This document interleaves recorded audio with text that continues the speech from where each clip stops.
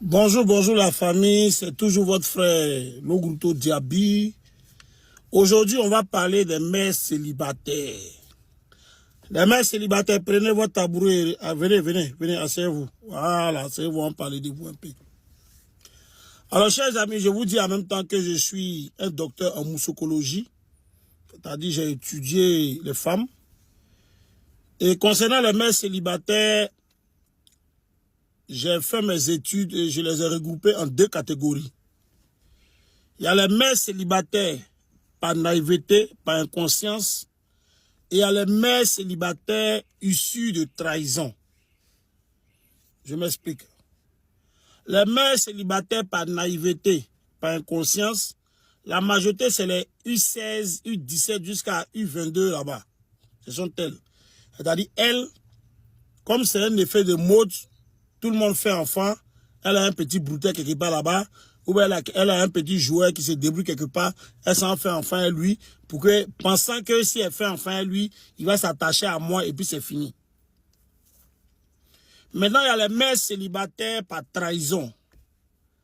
Elles, ce sont des femmes qui ont aimé des hommes, qui les ont fait confiance, et après avoir fait un enfant, c'est-à-dire le gars l'a fait rêver, il lui a fait croire à toutes les merveilles du monde. Et après avoir fait un enfant, il est dégoûté d'elle ou bien il la laisse pour aller ailleurs. Elle, c'est une mère célibataire par trahison. Mais le vrai problème aujourd'hui, là, c'est que quand tu veux te mettre avec une mère célibataire, c'est pas méchant, hein. Parce que je vois des gens qui disent non, être avec une mère célibataire, c'est que tu n'as plus bonne femme à avoir ailleurs. C'est du mensonge. Mais il faut savoir quel genre de mère célibataire te mettre. Et quand tu es avec une mère célibataire, quelle attitude tu dois avoir. Voici le vrai point qui est là.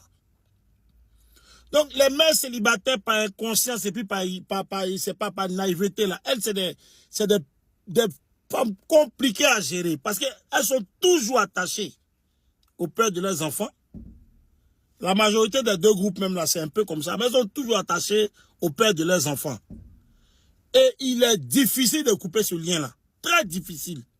Par contre, les mères célibataires par trahison, elles, ce sont des femmes qui ont tellement subi du tort ou bien le mal de cet homme-là qu'elles communiquent avec comme on appelle, ce monsieur juste pour l'enfant.